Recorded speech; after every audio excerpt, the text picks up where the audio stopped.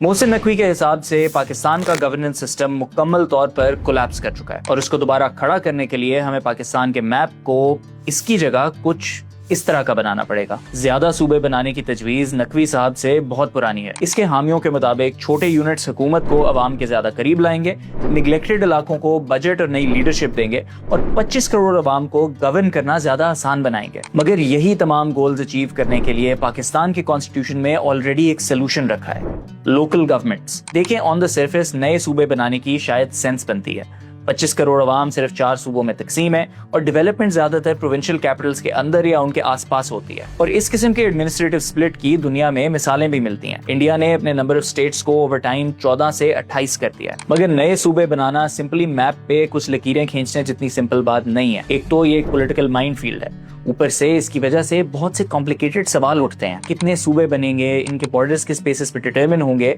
और पैसा, पानी और कर्ज किस बेसिस पर बटेगा। नकवी साहब इस बात तक तो दुरुस्त हैं कि सर्विस डिलीवरी का कोई ना कोई सोल्यूशन निकालना होगा, मगर इसका हल ऑलरेडी कॉन्स्टिट्यूशन में मौजूद है। कॉन्स्टिट्यूशनली पाकिस्तान की गवर्नेंस एक 3 टियर डेमोक्रेसी है।